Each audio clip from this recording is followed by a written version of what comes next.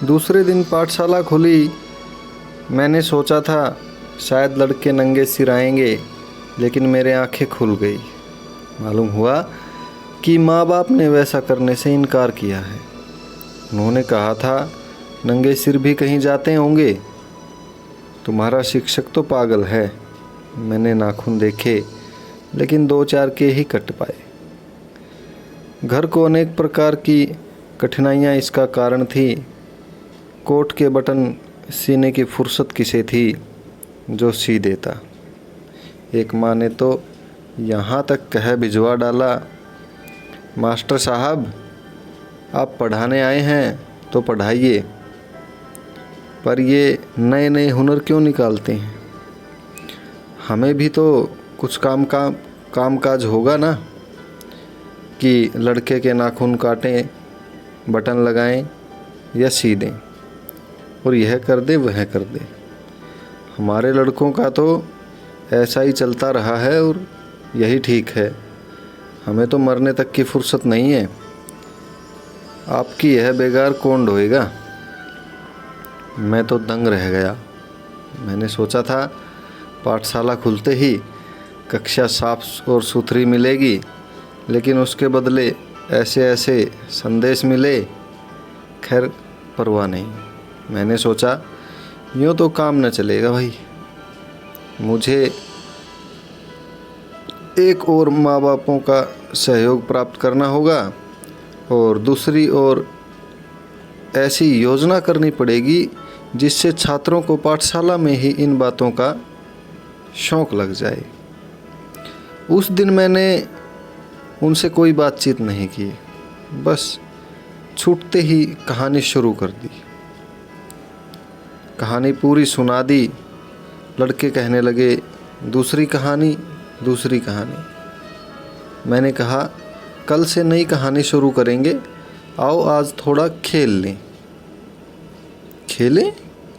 लड़के आश्चर्य से मेरी तरफ ताकते रहे। हाँ खेलेंगे, खेल खेलेंगे। कहो तुम कौन कौन सा खेल जानते हो? बहुत खेल जानते हैं, लेकिन उन्हें कक्षा में कैसे खेल सकते हैं? क्यों नहीं खेल सकते? जी यह तो पाठशाला का समय है, इस समय कभी लड़के खेलते भी हैं? किसी दिन खेलते देखा है? लेकिन हम तो खेलेंगे। तुम्हारे साथ मैं भी खेलूँगा, आओ हम खेलें।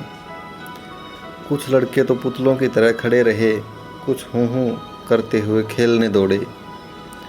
इतने में तो हो हल्ला मच गया। दूसरी कक्षा के लड़के भी कमरों के बाहर झांक झांक कर देखने लगे, और मेरे साथी शिक्षक भी मेरे सामने ताकते रह गए। इसी बीच प्रधानाध्यापक एकाएक आए और मुझे टोका, देखिए यहाँ पास में कोई खेल नहीं खेले जा सकते, चाहे तो दूर उस मैदान में चले जाइए, यहाँ दूसरों को तकलीफ़ होती है। मैं लड़कों को मैदान में लेकर पहुँचा। लड़के तो बेलगाम घोड़ों की तरह उछल कूद मचा रहे थे। खेल खेल, हाँ भैया खेल। मैंने कहा कौन सा खेल खेलोगे? एक बोला खो खो, दूसरा बोला नहीं कबड्डी, तीसरा कहने लगा नहीं शेर और पिंजरे का खेल, चौथा बोला तो हम नहीं खेलते, पांचवा बोला रहने दो इसे, हम तो खेलेंगे। मैंने लड़कों की ये बिगड़ी आदतें देखी। मैं बोला देखो भाई हम तो खेलने आए हैं, नहीं और हाँ और नहीं खेलते और खेलते हैं, करना है तो चले वापस कक्षा में।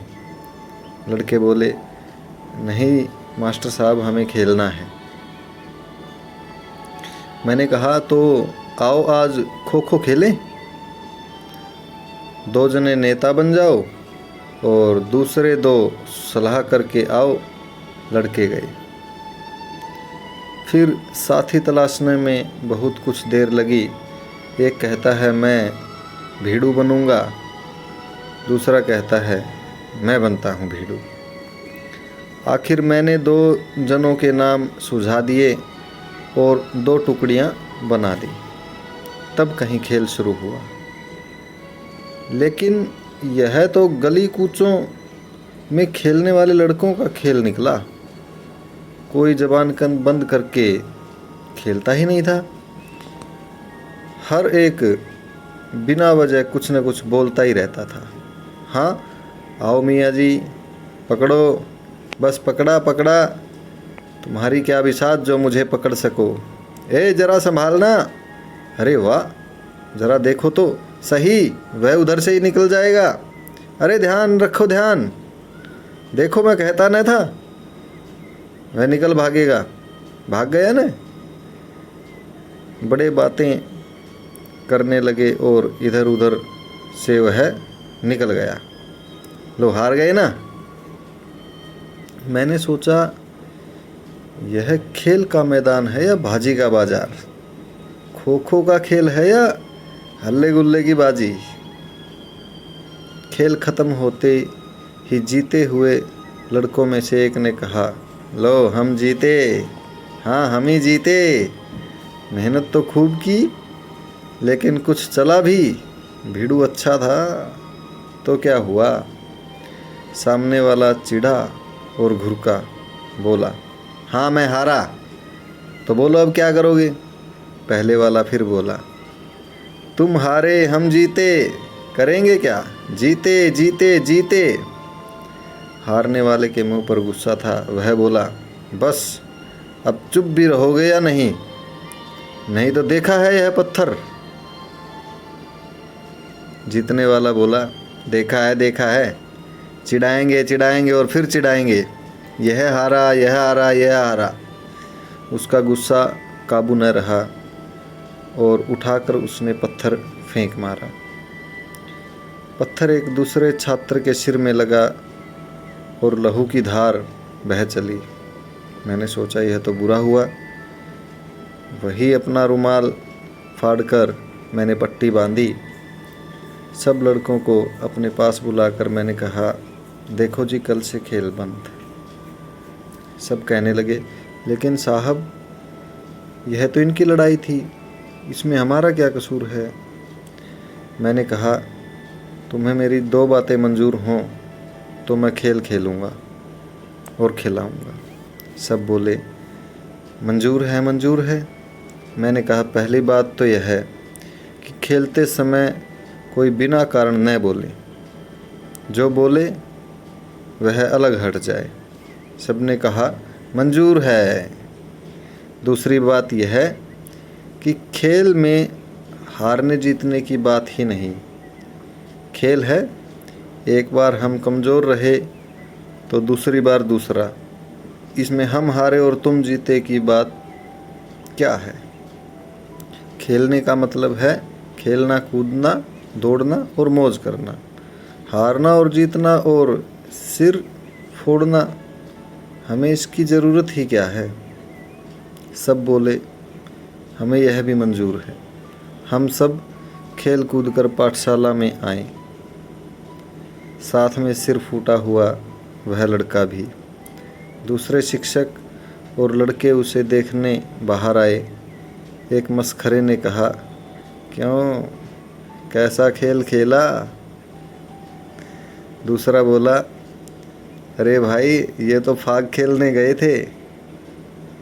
छुट्टी हुई और शिक्षक और प्रधानाचार्य मुझसे मिले। एक शिक्षक ने कहा, कहिए आज तो बड़ा युद्ध करवा दिया आपने।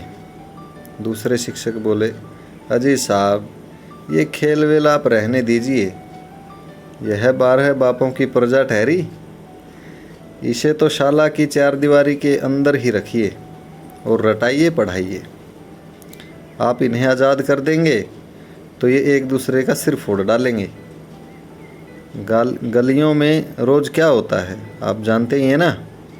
प्रधानाध्यापक बोले, मैं तो सोच ही रहा था कि आज कुछ ज़रूर नई पुरानी होगी, लेकिन ठीक ही तो है, इन महाशय को एक बार अनुभव की आवश्यकता है, बिना उसके ये सहज ही चुप न बैठेंगे। कहीं पाठशाला में भी खेल खिलाए जाते हैं। मैंने कहा, साहब खेल ही तो सच्ची पढ़ाई है। दुनिया की बड़ी बड़ी शक्तियाँ खेल के मैदान पर ही तो पैदा हुई हैं। खेल का मतलब है चारित्र्य। प्रधानाध्यापक बोले। तभी तो मारपीट हुई, सिर फूटा। बातचीत चल ही रही थी कि इतने में घायल लड़के के माँ बाप लाल पीला होते हुए आ पहुँचे और बोले, हमें ऐसी पढ़ाई की ज़रूरत नहीं। देखिए यह सिर जो फूट गया, कहाँ है प्रधानाध्यापक? इसे किसने मारा? मैंने कहा, देखिए महाशय, लड़के खेलने गए थे, वहाँ आपस में लड़ पड़े और इन्हें लग गई। बाप ने कहा, तो इसे खेलने की इजाज़त दी किसने? पाठशाला में पढ़ाई होती है या खेल? सारा दिन गली कूचों में खेला ही तो खेलता है। आप लड़के को पढ़ाना चाहते हैं तो भेजूं, नहीं तो बंद कर दूं? मैं चुपचाप सुनता रहा। प्रधानाध्यापक बोले, भाई साहब सुनिए, ये महाशय हमारे नए शिक्षक हैं और पढ़ाई के नए नए प्रयोग करते हैं। आज इन्होंने खेल का प्रयोग किया था और यह सिर्फ फुटबॉल उसी का परिणाम है। लड़के का बाप बोला, मुझे आपके इन प्रयोगों की कोई ज़रूरत नहीं है। लड़के को अच्छी तरह पढ़ाना हो तो पढ़ाइए, नहीं तो हटा लूँ स्कूल से। इस समय दूसरे शिक्षक मूँछों में मुस्कुरा रहे थे। ऐसी स्थिति में मैं भला क्या बोलता। घर गया, खाना अच्छा नहीं लगा, कमरे में जाकर बैठ गया और सोचने लगा, भाई ये तो बड़ी आफत खड़ी हो गई। खैर, उन्हें खेल के नियम तो बताए ही हैं, और भी बताऊंगा। बाकी खेल तो खिलाने ही होंगे। मेरे विचार में तो खेल ही सच्ची पढ़ाई है।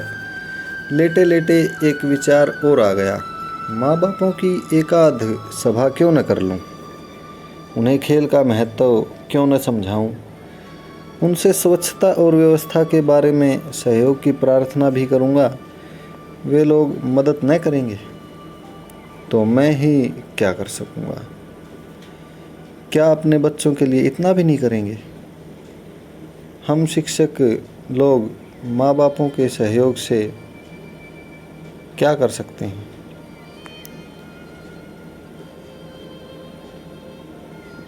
यह तो देखते ही बनेगा, तो क्यों न एक सभा कर डालूं। मैंने सभा का संदेश छात्रों को दिया और छात्रों ने अपने माता पिता को। अगले दिन सभा जुड़ी, पर इसे सभा कहा भी जाए या नहीं। 40 माँ बापों के नाम मैंने संदेश भिजवाया था, पर कुल 7 ही पालक आए थे। मेरी निराशा की सीमा न रही। मैंने भाषण की बड़ी अच्छी तैयारी की थी, पर क्या करता। आखिर मैंने अपना भाषण शुरू किया। सोचा हमारा काम तो प्रयत्न करने का है, भाषण का भी यह एक प्रयोग ही सही। बड़ी गंभीरतापूर्वक 1 घंटे तक मैंने मननीय भाषण किया। 7 सज्जनों में से एक को तो घर का बुलावा आ गया और वे चले गए। दूसरे बड़ी दुविधा में फंसे, मेरी बातें सुन रहे थे। बातें सब महत्व की थीं और उनको समझना बहुत ज़रूरी था। मैंने उन्हें सच्ची और झूठी पढ़ाई का तात्विक भेद भी बड़ी बारीकी से समझाया। मैंने उन्हें बताया कि आध्यात्मिक उन्नति का स्वच्छता के साथ क्या संबंध है। मैंने उन्हें खेल और चरित्र गठन की जंजीर भी जोड़कर बताई। मैंने उन्हें अंतःस्थल से उगने वाले सच्चे अनुशासन की महिमा और उसका महत्व समझाया और आजकल की प्रचलित शिक्षा पद्धति का और अनुशासन का खंडन किया। लेकिन यहाँ तो औंधे घड़े पर पानी वाली मशाल थी। बेचारे 2-4 जो मारे शर्म के आए थे वे भी घर जाने को उतावले हो रहे थे। भाषण खत्म होते ही वे चले गए। रह गए हम शिक्षक और हमारे अधिकारी। साहब ने जरा हंसकर कहा, लक्ष्मी शंकर जी, यह तो भैंस के आगे भागवत पढ़ी गई। भाई तुम्हारी इस फिलॉसफी को समझता कौन है? पीछे से किसी शिक्षक ने धीमी आवाज़ में कहा, अजी मूर्ख हैं, मूर्ख। मुझे अच्छा तो न लगा, लेकिन मैं जब्त कर गया। मैंने मन ही मन यह अनुभव किया कि मैं अभी थोड़ा पठित मूर्ख तो ज़रूर हूँ। अभी मैं यह भी तो नहीं जानता कि साधारण लोगों के सामने भाषण कैसे करना चाहिए। शिक्षक सब हंसते हंसते घर गए। 10-12 दिन बीते और मैंने पुस्तकालय के काम को हाथ में लिया। कहानियाँ बहुतेरी कही जा चुकी थी। लड़के 4थे दर्जे के थे। अब उनके हाथ में पुस्तकों का आना ज़रूरी था। मैंने लड़कों से कहा, कल 4थी पुस्तक और इतिहास के दाम लेते आना, यहीं से सब प्रबंध करेंगे। दूसरे दिन एक लड़का 4थी किताब और इतिहास लेकर ही आ गया। कहने लगा, जिस दिन 4थी में चढ़ा उसी दिन पिताजी ने ये खरीद ली थी। दूसरा बोला, मेरे बड़े भाई के पास ये किताबें थी, मैं इन्हें ले आया। तीसरे ने कहा, जी मेरे लिए तो बम्बई से मेरे फूफा जी किताबें भेजने वाले हैं, यहाँ से नहीं ली जाएंगी। एक और लड़के ने कहा, मेरे बाबूजी पैसे देने से इनकार करते हैं, कहते हैं किताबें हम दिला देंगे। मैंने सोचा, मार डाला। कल्पना में तो पुस्तकालय का मेल मिलाना आसान था, लेकिन वास्तव में बड़ा टेढ़ा काम है। कुछ विद्यार्थी पैसे भी लाए थे। मैंने पैसे रख लिए और रसीद देकर लड़कों से कहा, बहुत बढ़िया, बहुत अच्छी बात है। दूसरे दिन लड़के कहने लगे, हमारी 4थी पोथी, हमारा इतिहास। मैंने कहा, तुम्हारे पैसों से मैं कहानी की ये नई किताबें लाया हूँ। तुम कहते न थे कि तुम्हें कहानी की किताबें पढ़ने में मज़ा आता है। लड़के बहुत खुश हुए। अच्छे अच्छे रंगीन पृष्ठों और चित्रों वाली किताबें देखकर वे उन पर टूट पड़े। मैंने कहा, हमारे पास तो अभी सिर्फ 15 किताबें हैं, 15 जने पढ़ सकेंगे। बाकी के 20 मेरे पास आ जाएं और मैं जो पढ़ता हूँ उसे सुने। गड़बड़ घोटाले से बचने के लिए मैंने कहा, पहले 15 विद्यार्थी किताबें पढ़ेंगे और बाकी मेरे पास बैठेंगे। 15 जनों ने 15 किताबें उठा ली और उन पर भूखे बाघ की तरह टूट पड़े। मैंने कहा, देखो, एक किताब पढ़ चुको तो मेज़ पर ला कर रख देना और दूसरी वहाँ पड़ी हो तो उठा लेना। इससे एक एक करके तुम्हें सबको सब किताबें पढ़ने को मिल जाएंगी। दूसरों को मैंने अपने पास बैठा लिया और आदर्श वाचन शुरू किया। मैं छटा के साथ भावभंगी और नियम के अनुसार पढ़ने लगा, लेकिन उन 15 जनों की आवाज़ें बहुत आ रही थी। ओह, ज़रा रुक कर मैंने कहा, भाइयों, तुम मन में पढ़ो, हमें दिक्कत होती है। कुछ देर के लिए शोर कम हुआ, लेकिन उन्हें मूक वाचन का मुहावरा ही न था। वे ज़ोर से ही पढ़ा करते थे। कुछ देर धीमे पढ़कर वे फिर ज़ोर से पढ़ने लगे। मैंने उन्हें बरामदे में अलग बैठाकर पढ़ने को कहा और मैं अंदर रहा। आदर्श वाचन खूब चला। कहानी पसंदीदा थी, इसलिए सबने दिलचस्पी के साथ सुनी। घंटी बजने तक पुस्तक वाचन और आदर्श वाचन होते रहे और फिर हम घर गए।